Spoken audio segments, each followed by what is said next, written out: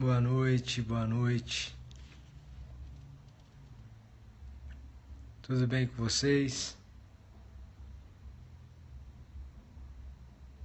Pessoal de Niterói, de Pirassununga, de Londrina. Muito boa noite para todo mundo aí, Votuporanga, Campinas, Natal, Florianópolis, Pará, Curitiba, Resende. Bom, boa noite para todo mundo aí. Acre em geral. Demorou, mas chegou. É isso mesmo. Hoje eu tive um curso no tribunal até mais tarde, então por isso a demora. Mas eu queria conversar com vocês hoje a respeito do poder do silêncio. Há um ditado popular que diz que se o falar vale prata, o calar vale ouro. Maquiavel vai, em seus conselhos ao príncipe, dizer que o príncipe deve eleger 2 ou 3 pessoas para se abrir com elas, né? 2 ou 3 pessoas para realmente explicitar suas fraquezas, pedir conselhos, se aconselhar. Há um outro ditado popular que vai dizer que o segredo do sucesso é o sigilo. Maquiavel diz que precisamos de 2 ou 3 conselheiros, não mais do que isso. Porque, em verdade, exteriorizar as nossas fraquezas talvez não seja o melhor remédio, principalmente porque, por vezes, exteriorizamos as nossas fraquezas para quem realmente quer vê-las, e não há mérito algum nisso.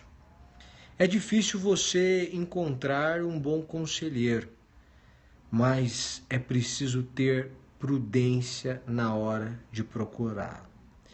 Em verdade, eu não vejo muitos motivos para que você possa abrir a sua vida em detalhes para muitas pessoas.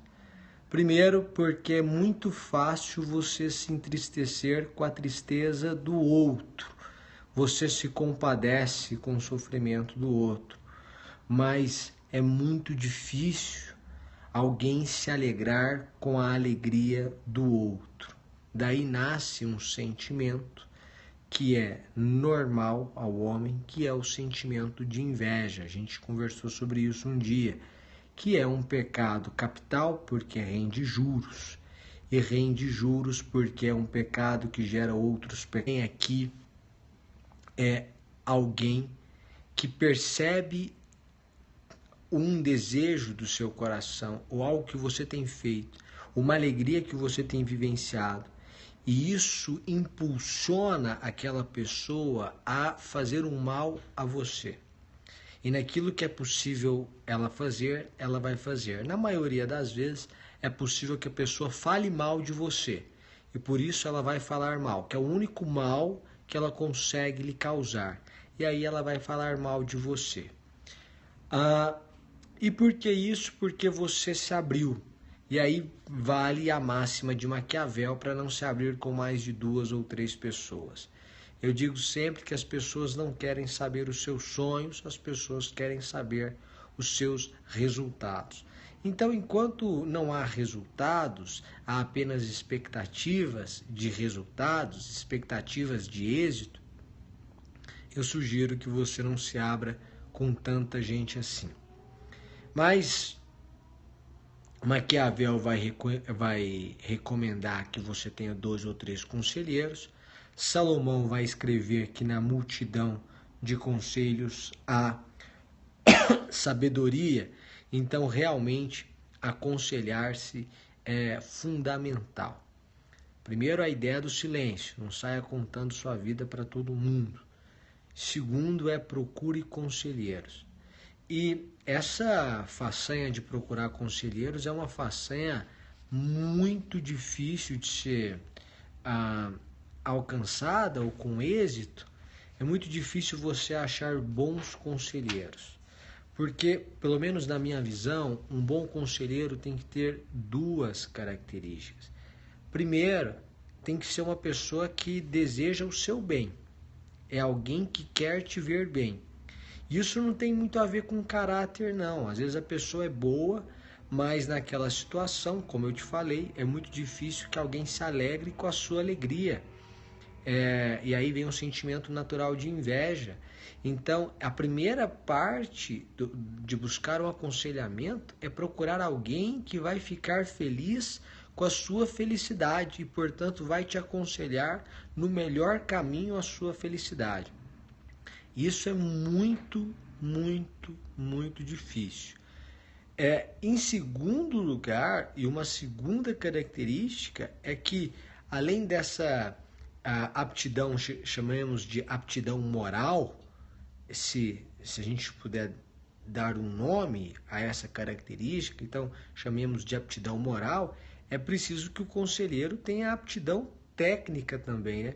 Não basta ele desejar o seu bem, é preciso que ele tenha capacidade para aconselhá-lo naquele caminho, para te ensinar exatamente, para poder te sugerir algo que seja realmente eficaz diante daquela situação. Às vezes ele quer o seu bem, mas é um péssimo conselheiro, porque não sabe o que é o seu bem, não sabe guiá-lo nesse caminho, orientá-lo. E aí é uma segunda característica que é muito difícil. Porque, por exemplo, né, os melhores conselheiros, digamos, são os pais em razão de um amor incondicional. Mas, por vezes, a sua questão é profissional e com seus pais você não consegue se aconselhar sobre aquele determinado ponto. Então, não basta a aptidão moral, é preciso que haja aptidão técnica. E não basta a aptidão técnica, é preciso que haja aptidão moral. E é muito difícil ter as duas características, né? Jack Welch vai dizer no seu livro que se faltar uma ou outra, opte por quem na realidade tem princípios, né? Ele vai dizer esse caminho da ética, né? Ele não usa a expressão aptidão moral, mas ele vai dizer, olha, quando você vai selecionar alguém para trabalhar na sua empresa, se você percebe que é uma pessoa de índole, mas ela não sabe trabalhar ainda, do outro lado tem alguém que sabe trabalhar, mas tem uma índole questionável, opte por quem não sabe trabalhar, mas tem uma boa índole. Com o tempo você vai moldando aquela pessoa, o trabalho daquela pessoa, e você tem alguém íntegro no seu trabalho.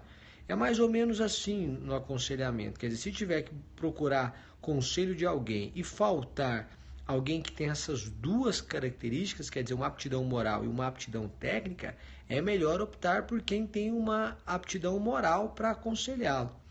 E aí é o seguinte, às vezes a gente olha ao nosso redor e não encontra bons conselheiros mesmo não, porque é difícil você ter essas duas características.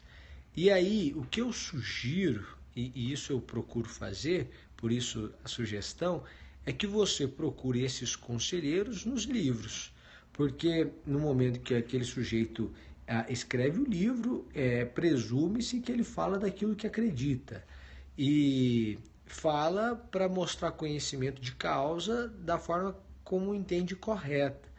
Então você pode procurar aconselhamentos em livros mesmo, né? Porque aí haverá alguém com uma aptidão técnica e cuja moral, por ser imparcial em relação à sua situação, é uma moral que não se questiona. Então, ela teria aí a aptidão técnica, pelo menos, e a moral não seria objeto de dúvida, né? Porque também não seria objeto de questionamento.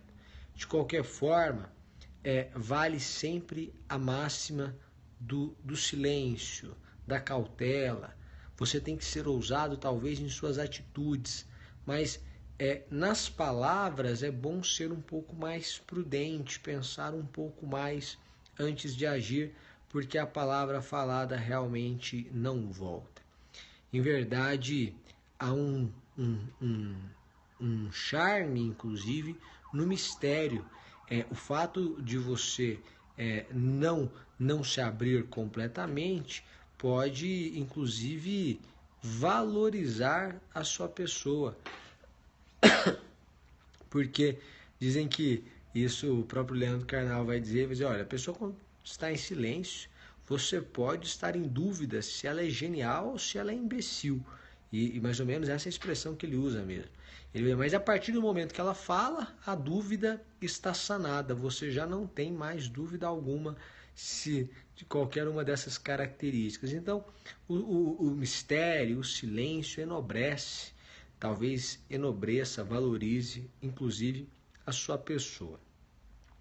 A respeito de um mistério que enobrece, e aí para concluir, eu tenho feito isso várias vezes, né? Tenho agora escrito alguns poemas com nomes, né, de mulheres. Então, seguindo essa sequência, a ideia é que o mistério realmente enobrece a pessoa, né?